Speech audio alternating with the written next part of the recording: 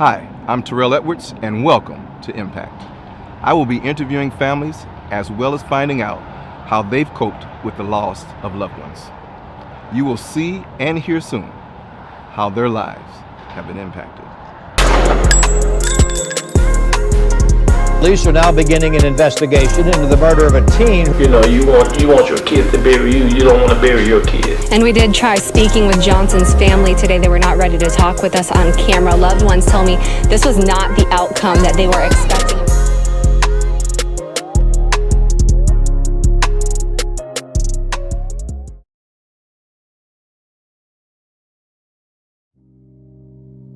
Several local families are mourning the loss of loved ones, and others are recovering in the hospital following 7 shootings across our area. The mother of one of the victims, Ronald Jenkins, has a strong message for anyone who may have information. Today it's my son, but tomorrow it could be your son, your brother, your sister.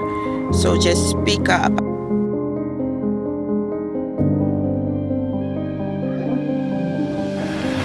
I'm here today with Ronald Jenkins Sr. and Sheila Augusta, and you guys are the parents of Ronald Jenkins Jr. And I'd like to thank you for coming and sharing your story with me today, because it was February 16th, 2019, you guys got a call.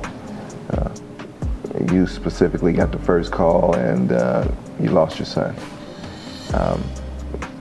My understanding is the call that you got, he was found lying in the street, and the next thing you know, you're getting calls and someone's at your door. So kind of tell me how that made you feel that day. Like I said, I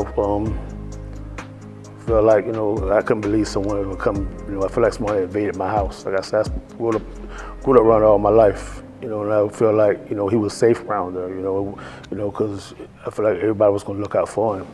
So this was an area that you grew up in. You know this neighborhood. I know it back everybody knows everybody. Yes. And so I was like, no, the one that come to my neighborhood killed my son, So when I got the phone call, as I answered the phone, I walked up to the door, and when I opened the door, it was my friend saying he hadn't got shot. So I tried to put my shoes on. I went around there. He was still laying on the ground. The rescue was there. The police was there. That had to be a traumatic experience to see you. And your son at the time was 27 years old. Yes. Yeah. So, what type of emotions went through your body at that time when you're actually looking at your son on the ground? I was messed up, It was unbelievable, but at the same time, I felt like I had to let her down, because I was, the life I lived, I tried to do my best not to let him go down that same road, and, do the things I did, and, what she didn't, but it was like I felt like I let him down. So at that very moment, you felt guilt? Yes, yes. I felt very guilty, because, that's my oldest son. Yeah. And me and him, we used to have our little bigs, but he always called me, Dad, what you cook? It was like, I lost a friend. You still feel that? Oh, yes. Now oh, yes. You may have let him down? Yes. Deep. Deep.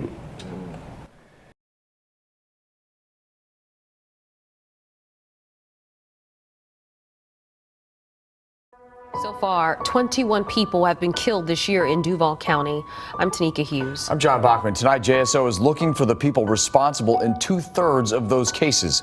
Action News Jax has team coverage on the violent weekend, and we begin with Action News Jax Courtney Cole live on the west side. Courtney, you spoke to a mother who is now the latest face behind the push to end local violence. Yes, I spoke to the mother of 27-year-old Ronald Jenkins. And actually, John, right here is where he was shot and killed here on Kidnight Drive. And now all that remains are flowers and balloons left behind by the community and a First Coast Crime Stopper sign with the hotline, which his mother says she hopes people use.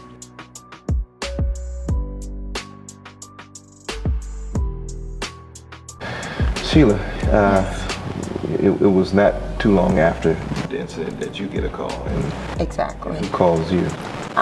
My oldest daughter called me, and she received a phone call saying that he'd been shot.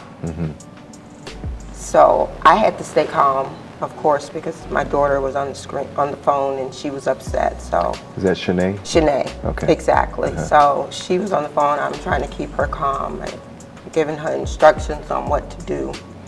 And in that moment, I knew he was dead. If I could share, the night before, I'd had a dream. And in that dream, I was in the shower, and I heard a voice come to me and say, "Ronald's dead." Just the night before? Just the night before. And when I woke up the next morning, I had the dream, but I didn't think of it until I got the phone call. Once I received the phone call, it was like God gave me a sign. Like he told me in advance it was happening. So, of course, I rushed to the hospital. The chaplain comes in and say they're working on your son, and the doctors will be in shortly. As soon as the doctor walked in the room, I felt peace, I think, because before he could open his mouth, I told him, I say, "I know he's dead." Well, now did you think that occurrence with the dream, you think that helped prepare you, or what was your? I can't say that it prepared me, but it does let me know that there is a God, and He gives you intuition sometimes. And I think that it was a sense of letting me know. Like my son had a saying he would tell me all the time: God gives you a sign before destruction. So I think that was my sign. Yeah. And when I woke up the next morning, I didn't really think of the dream, but when my daughter called me, I recalled it, and it kind of gave me a peace. Right. Of course, the peace didn't last long, but it did give me peace at that moment.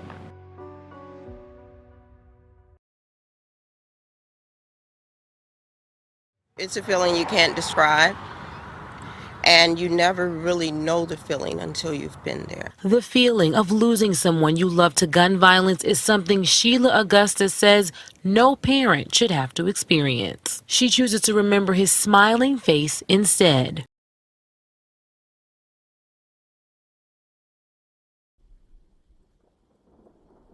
Now you mentioned your daughter Shanae contacted Yes. you first, and where was she at the time of the? She was actually on her way to my dad's house when she received the phone call. Okay, all right. So I instructed her to continue on to my dad's house. Because Go there. she was driving. Yes, she was driving, so I wanted her to go there where family was at, so she'd be around family. All right. And I went to the hospital. Okay, all right. So emotions drive us to certain parts of our lives, and so do different circumstances. I see that you're a family man. You still got. I see the T-shirt that you're wearing, and so family is important to you both. Exactly. And this situation, you see an impact that it had on the family as a whole? Yes, it do a lot, because he was, he played a big role in our family. He was a caring person. He was always smiling. He rarely caught him mad. He was a giving person. He loved his sisters. He loved his nieces. He loved his brothers and sisters. He was, if he was mad, you knew it. But he was, he was a good person. And so when that took a real toll on his brothers and sisters. In what way? So he was the older brother, right? He was the older brother. Yeah. He got a younger brother. He didn't even want to come. His younger brother didn't even come to the funeral. And right now today he don't even go in Kid night. And his brother, he got a brother. Is 21. It took a toll on him, but he's. In his long way, and his sister, his two sisters. He got a sister who's 22, and his oldest sister, he took a toll on them also. Yeah. And by that being an area that you grew up in, and I'm sure you guys had some ties in that area, do you feel different about the area now? Because I still visit, but it's not the same anymore. You know, it's not the same anymore. Especially, you know, by the guys who murdered him still out there. You know, so it's like, you know, I feel like sometimes I feel like, you know, people out there know more. You know, because I heard so many different stories. You know, and it's like, I just, you know, I don't, you know, I still talk to some, because to a lot of guys out there, they call, I'm known to me their uncle. You know, so it's like, I'm kind of like not really trusting a lot of guys, you know. Right. You know, so I go out there, but I don't, it's not the same. Because you lived in the area at the time. I mean, I was living in the area at the time. Yeah, but you're not there anymore. No, I don't stay out there anymore. Yeah, did that have an impact on you leaving? Yes, I left actually, we had this funeral that following, a week after it, and the next week I moved.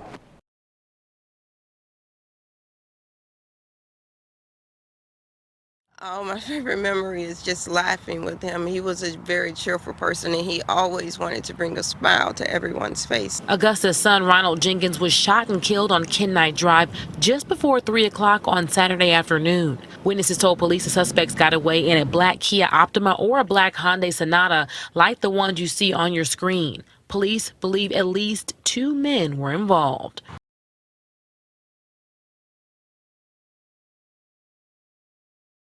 So Ronald, 2 weeks later, you move, and did that expedite your moving? Had you already made plans, or you just knew that It was time to go. It was just that was time. It was time for you to go. Yeah. Just curious, was there a trust broken you felt between you and the neighborhood in which you grew up in? Somewhat. You know, somewhat, but at the end of the day, I knew that, you know, I knew Ronald he was a grown man, you know, you know, so it wasn't nobody's fault out there, you know, the guys that I associate with, you know, there was older, because I associate with older guys, but some of the, like I said, the younger guys still call me uncle, some of the guys he ran with, but like I said, every time I heard something about what went on was lies, so I kind of like, feel back from them. I wish I didn't hang with them, but I was, you know, not like, because I used to like talk to them a lot about things they was doing in the neighborhood, so I kind of not stopped doing the things I was doing. So, you know, it was a trust thing in that, you know, for us me trying to get them to go down the right path. Yeah, and you mentioned that you were hearing conflicting stories about what happened, and that had to be a little frustrating as well. Yeah. Yeah. Sheila, you know, as a mother, 2019, you get that call from your daughter who's older than Ronald, and you know, now a couple years later, you know, how's that impacted your life? Oh, it impacted all of our lives a lot. Of course, the trauma you deal with, and now you have anxiety. So you have all these things piling up. So you have to, for me, I knew that I had to find ways to cope.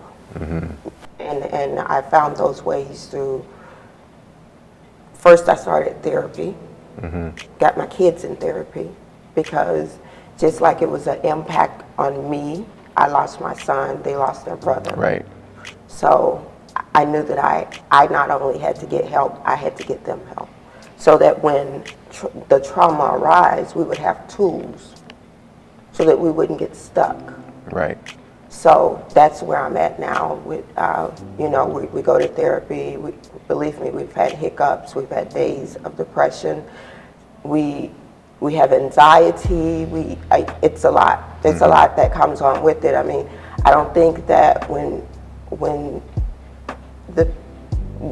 these things happen, like we don't necessarily think of everything that comes into play with it. Not only are you grieving, you're missing your loved one, you're missing them in the physical, but you're missing that relationship. Right. So it's like it's so much that comes along with it. Like you have to learn how to deal with, and so that's where we're at now. Me and my two daughters. Yeah, and I hear you clearly, because as a mother, I know that it's not just about you. No. I'm sure you're spending a lot of time trying to manage, you know, the emotions of the entire family, both. Exactly. And so, you know, that in itself has got to be pretty stressful. Yeah, and then I have to also think that he has a daughter. So I have to think about my granddaughter. I have to make sure that she's part of our family, first of all, because with her dad gone, you know, she could get lost in the shuffle. But I have to make sure that she's a part of our family.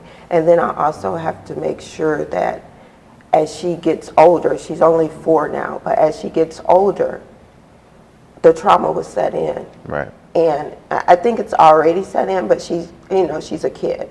But as she get older, the trauma is going to set in, and I've got to make sure I have options for her to get the needed therapy she needs, or to get the help she needs, so that she also develop those tools as she grow older.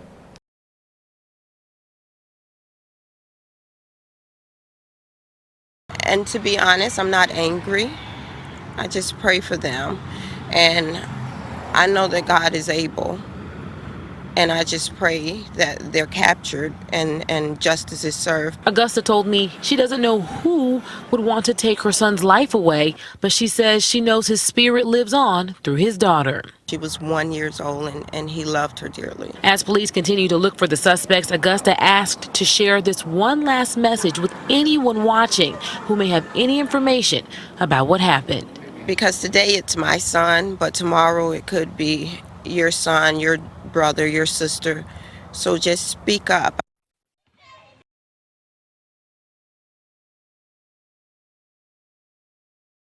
So Ronald's daughter was a year old when this happened. Now she's 4.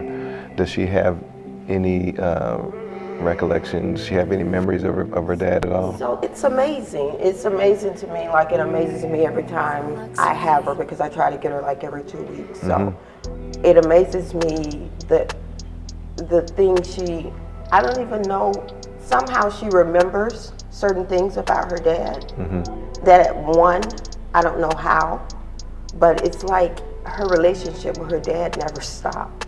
Like she'll tell. The other day I had her and she was in the car and she was like, "Yeah, I went to my dad's house today." I was like, "Huh?" So, and it's as though she said, "I told him I loved him, and you know, but I gotta go, but I do love him." It's like she has this relationship with her dad still, and it's truly amazing to me. Yeah. How does that make you feel? Both of you as grandparents, how does that make you feel? It makes me feel good to know that somehow, through the works of God, that's the only way it can be. Who he is. Yeah, she knows who he is, and she knows that he loves her. Yeah. Do you guys find yourselves sharing any stories about her dad with her? Well, I don't. I do. We have conversations about him all the time, and I tell him certain things about him. You know, it's like in my household, we call his name as though he's still there. Like we don't suppress sharing stories about him or cry. It's okay in my house to cry. It's okay in my house to have a bad day, because it's all part of the trauma and it's all part of healing. So yeah, he's still a household name. Yeah. That's great. That's great. I want to talk to you, Shelia, a little bit about your experience with the detectives that were investigating the murder. Yeah. Initially, you were getting some information back from them? Initially, I would reach out to the detective every 2 weeks, so that, you know, just to keep abreast on the story, because of his case, because I didn't want it to fall in the pipeline. Right. I wanted to make his name, make sure he knew who he was. So I would call every 2 weeks, and it got to the point where when he'd tell me what he was doing on the case, it was the same thing he told me 2 weeks ago. What would he tell you?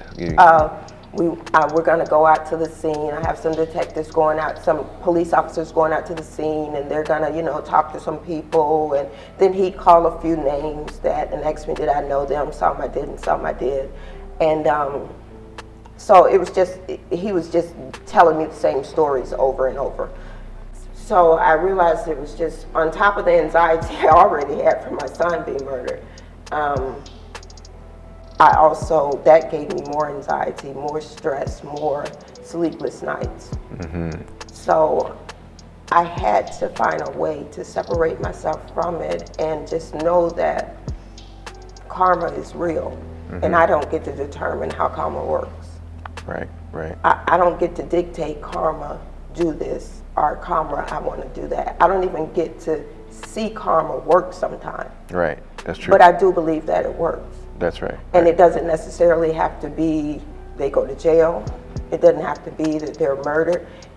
It could be living, like life could just be, karma can be eating you up in life with things just happening in your life. So.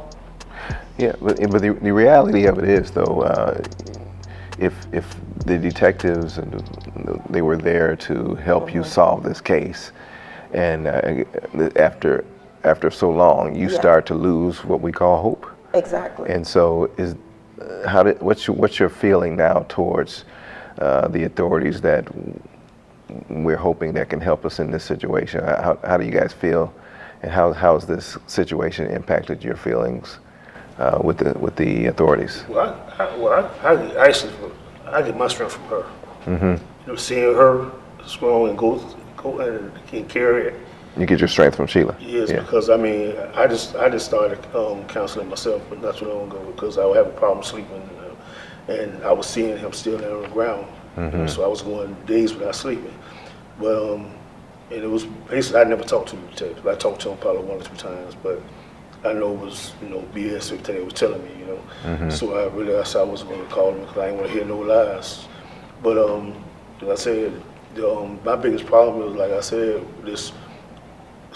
the guy still out here that killed my son, and I'm like, I can be talking to him or speaking to him, you know, someone that knows something like that. It's just like you have some suspicions, even though you can't pinpoint it. It's like somebody knows something. So really now, I just don't put my faith in God, you know, and I just constantly pray.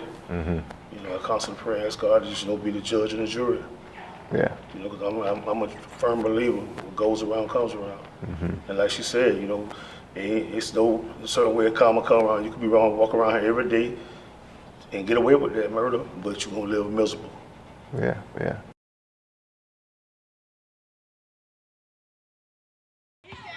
John and Tanika, the community is especially concerned because, as you can see, there are a lot of children out here who line the block. And this shooting happened in broad daylight on Saturday afternoon. Now, in the last hour, I spoke to JSO, and they don't have any new information to share with me at this time. But Crime Stoppers tells me they've only received 1 tip since Saturday. So anyone with information is urged to call Crime Stoppers at 866-845-TIPS. Reporting live in Northwest Jacksonville, Courtney Cole, CBS 47, Fox 30, Action News Jax. Yeah, if you see something, say something. Please take another close look at the cars JSO is looking for in connection to Jenkins' killing. Witnesses say either a black Hyundai Sonata or Kia Optima were seen following the shooting on Ken Knight Drive on Saturday. Please call police with any information.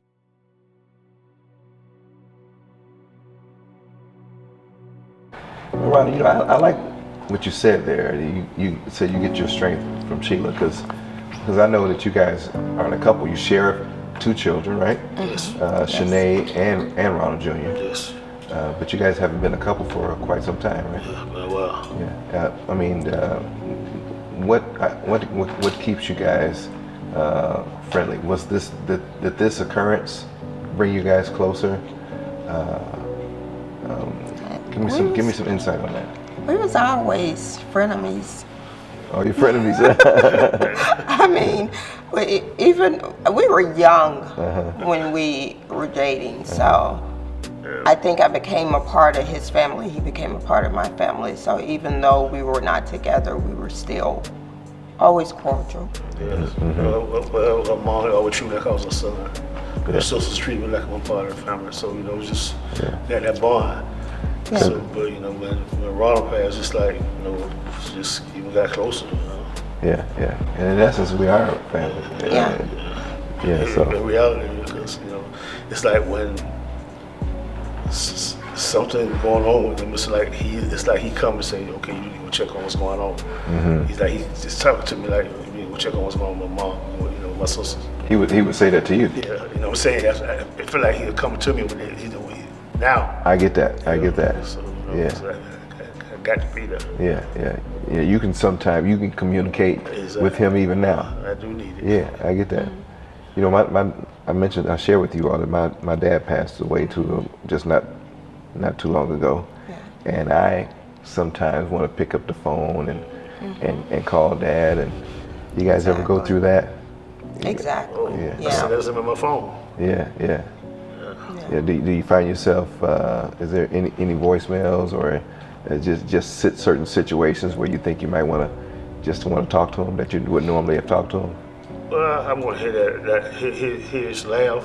That laugh, and man, that laugh was crazy. And it's him, you know, he used to call me, you know, at our middle name, he would call me and say, call us what you cook. Oh, yeah? Just to hear that sound. I used to get off work every day at 3:30. He called me, I'd be almost home. Call us what you cook.